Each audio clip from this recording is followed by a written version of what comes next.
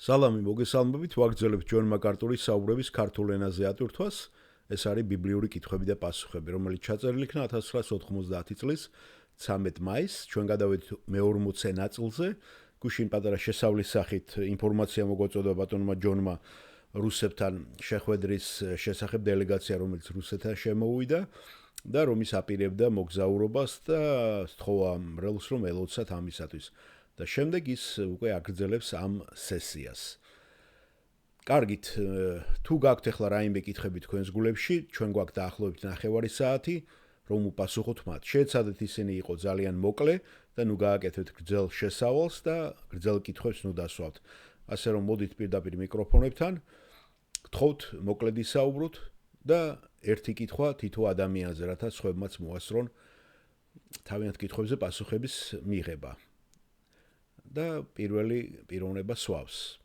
სალამი ჯონ, მე მქვია ჯოელ ნორისი, გვარი და სახელიც დაასახელა და როგორც მე მესმის, ის ადამიანები, ვინც ხორციელად ცხოვრობენ, ვერ დაემკვიდრებენ ღვთის სასუფეველს.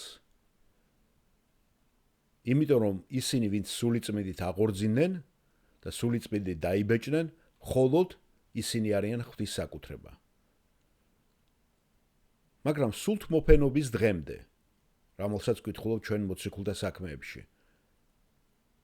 ღმერთი თავის სულს მხოლოდ გარკვეულ რჩეულ პიროვნებებს აძლევდა? ამიტომ მე მაინტერესებს ძველი აღთქმის დანარჩენი წმინდანები. იყვნენ თუ არა ისინი აღორძინებული და როგორ? სულიწმინდის გარეშე როგორ მოხდა ეს?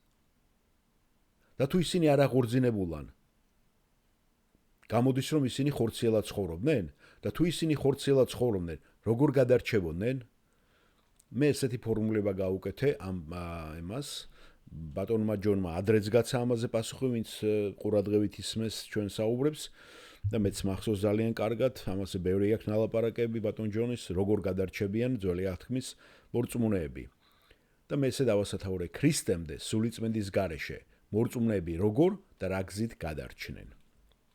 და ჯონ მაკარტური პასუხობს. ძალიან კარგი კითხვა, მადლობა ამ კითხვისათვის. როგორც ჩანს ამ საკითხთან დაკავშირებით, დიდი დაბნეულობაა.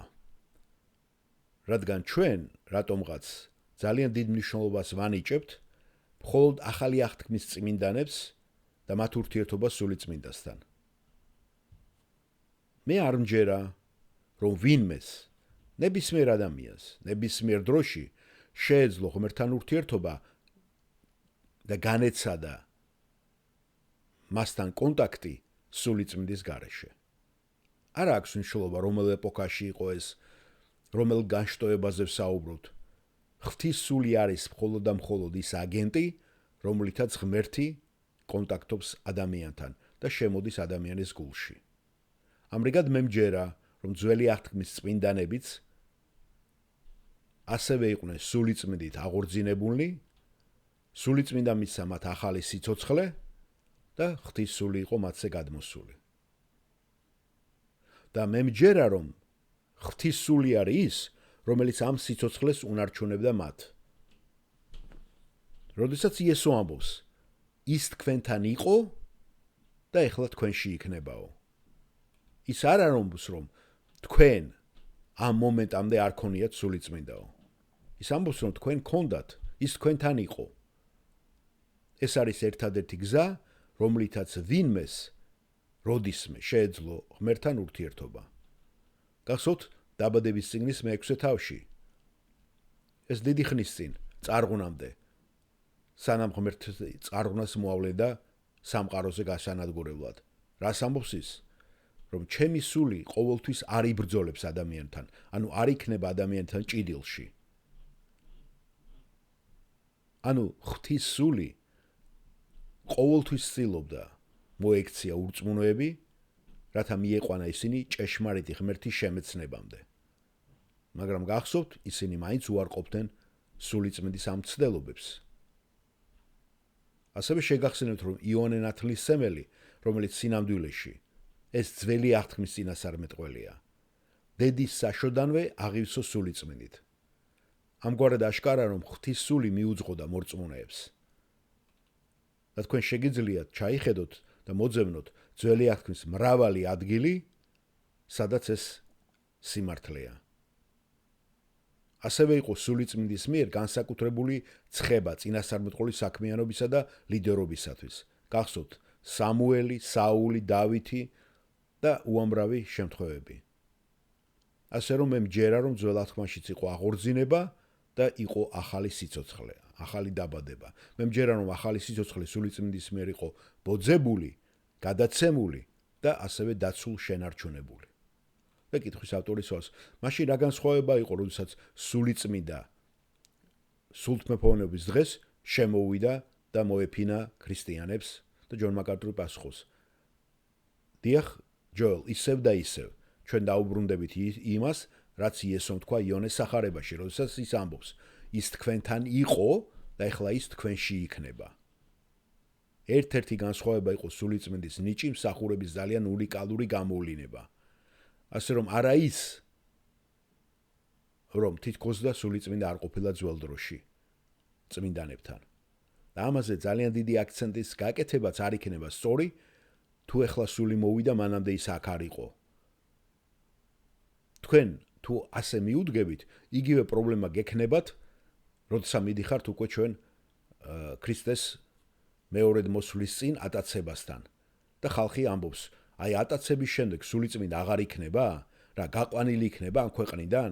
გახსოვთ, სადაც არის რომ შემაკავებელზე ლაპარაკი, რომ შემაკავებელი აღარ იქნება. არადა ეს არსად არ წერია. იქ რაც წერია, ის ამბობს, რომ ვინც აკავებს, უბრალოდ ის აღარ შეაკავებს. განაგაყვანილი იქნება, აღარ შეაკავებს. ის რაც შემაკავებელ საქმეს რასაც აკეთებდა, აღარ გააკეთებს ღვთისმსხური საზოგადოებაში და მიუშვებს ადამიანებს უფრო მეტ ცოდვისაკენ. ანუ სატანის გააქტიურება და დემონების გააქტიურება იქნება. ის შეწყვეტს ამ შეკავებას.